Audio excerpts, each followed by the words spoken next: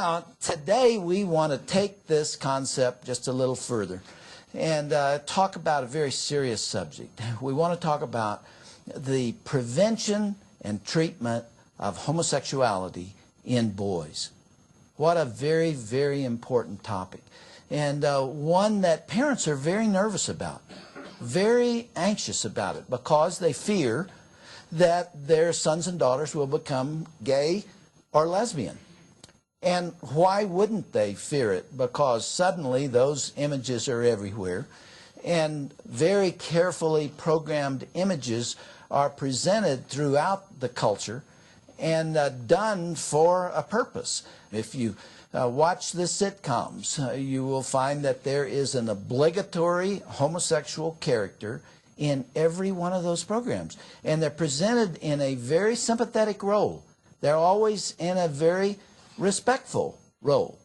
Whereas you will not find anywhere in sitcoms today the image of a disciplined, caring, responsible, loving father. They don't exist, and certainly not one who's committed to his wife and children. You know, it's not there. What are boys to think? What are their conclusions to be drawn? There are no role models. There are absolutely no role models. And then you take the fact that many boys don't have fathers, and they've never seen how a man is supposed to act. And so they're sitting ducks for this propaganda that's out there, and it's all around. It's not only sitcoms, it's in the movies, you know, out of Hollywood. The most beautiful people imaginable are known to be gay, and it's become not only an acceptable thing for kids to think about, but it's almost attractive to them. And it has a great influence on them. And now, of course, it's in the schools.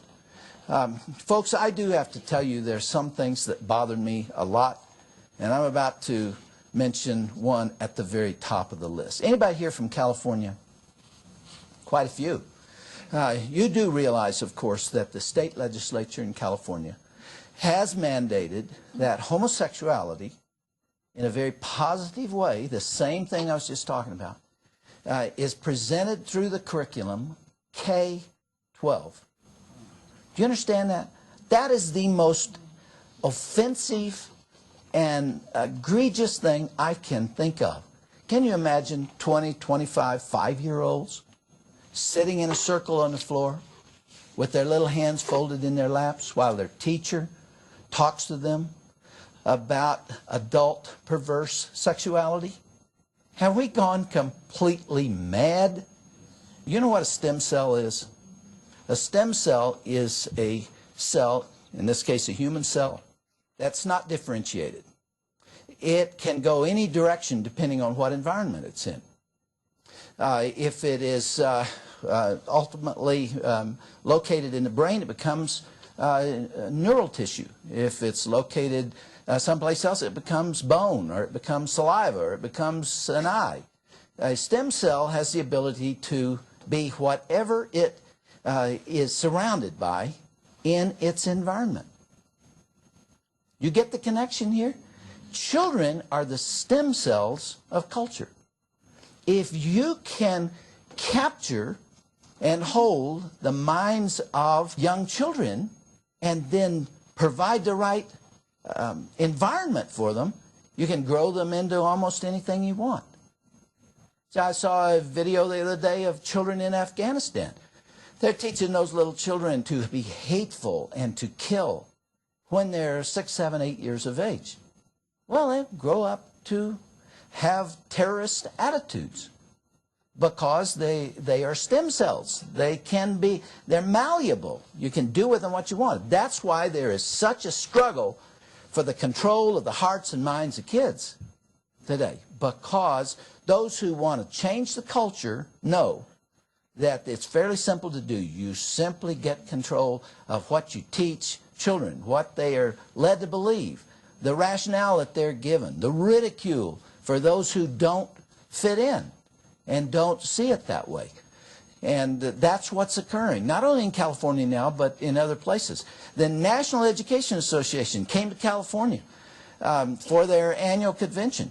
And one of their proposals, very quietly, was to recommend to all school districts across the country that homosexuality not only be taught kindergarten through grade 12, but in every class, every subject, so that you take the subject of math, you take the subject of language arts, and you take all these things and run with it, and everything eventually goes to homosexuality. What they're doing is training the stem cells.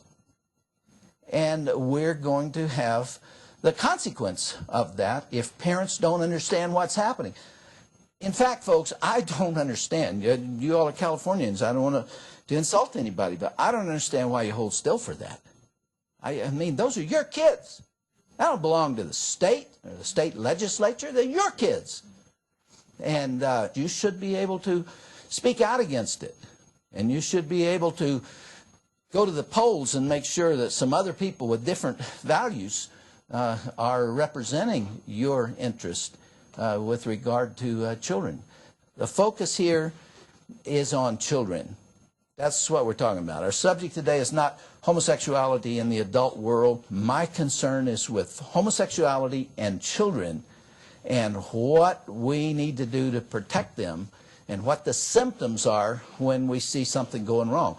To the contrary, again, there are highly sophisticated materials that are out there to train teachers in how to open them to homosexuality. Now I'm going to show you a video explaining to teachers how to teach children about this subject. I teach creative movement to the first and second grade, and I was an after-school teacher. And this is a soccer ball. How many of you have ever kicked a soccer ball or played the game of soccer? Come on over on that bench. I bet you guys have. All right, there you go. You guys are included too. Imagine if every time I went to play soccer, I had to hide my right shin.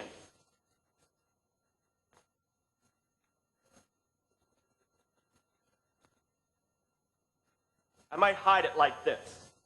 And then I'd try to play soccer.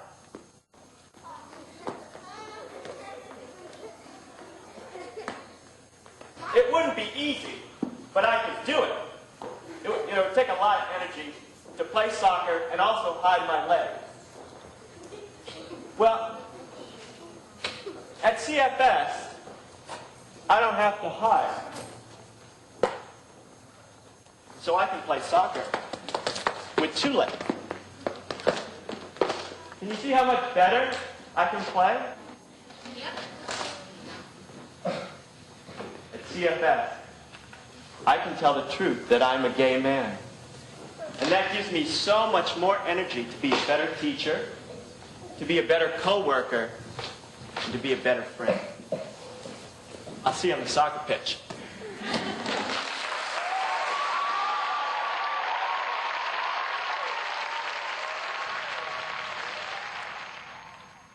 Okay, you hear the passion?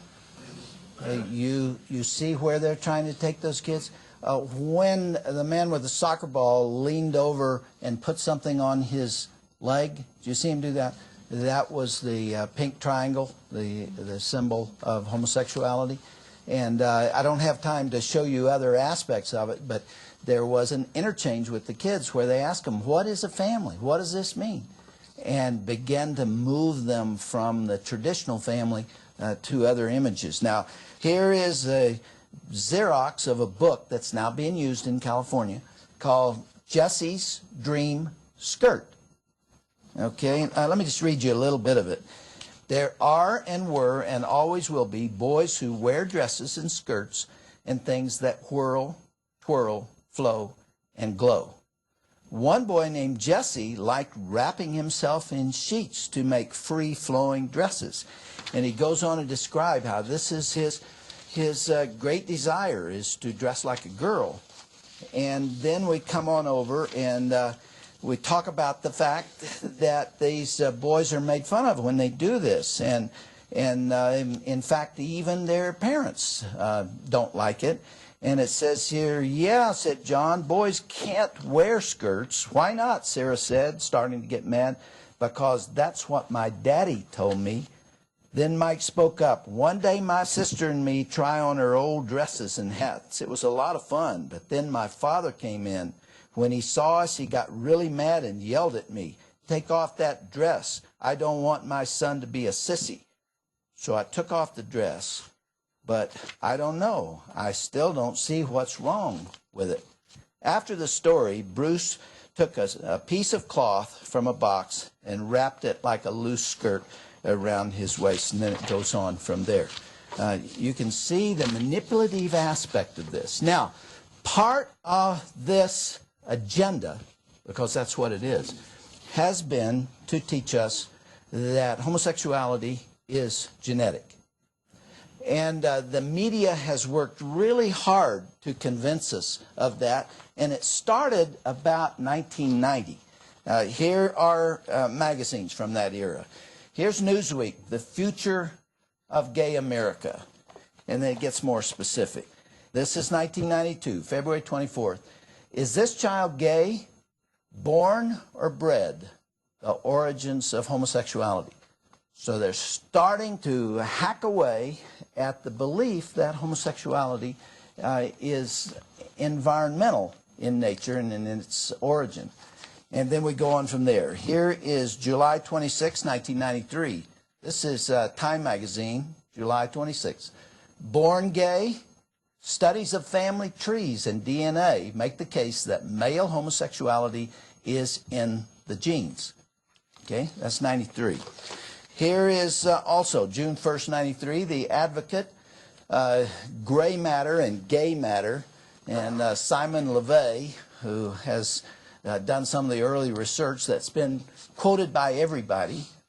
Even Simon LeVay says that what he originally said is wrong. Nevertheless, they continue to quote him. Simon LeVay continues to push his hypothalamic agenda. In other words, that the gay characteristics are rooted in the brain and in the genes. Here's the Atlantic, Homosexuality and Biology. This is March 93. How come all of a sudden everybody's talking about the same thing? 1990, 1993. Well, it goes on from there. Here is Newsweek, 1998. Gay for Life, Going Straight, the uproar over sexual conversion. And in a minute you will meet this man right here, John Polk, who's on our staff. He took an awful lot of heat, he and Ann, for allowing themselves to be known for the fact that they had, both of them had been gay and lesbian, and yet they came out and are married now. You're going to hear that story. They've gotten death threats and everything else. And here is The Advocate, and it says, "Why are we gay?" Now, everyone knows now that homosexuality is not genetic. Even the advocates know it. Everybody knows it because they've looked diligently and they can't find any evidence of that. And the reason they can't is because there is no evidence of it. And yet, in 1977, 25% of the American people thought homosexuality was genetic, and 75% thought it was environmental. Now, just over 50% think it is genetic. They've done their work. It doesn't matter. Even to themselves and to the press and everybody else, they now are willing to admit there is no evidence of homosexuality being genetic. But it doesn't matter because the damage has been done. The American people have been told this, and they have believed it, and that is influencing policy. Now, why was there such an effort to say that black is white and green is brown and that everything that looks one way is actually another? Why did they work so hard on that? Why was the media doing this? It's to link it to the civil rights movement, see, and to link it to race, for example.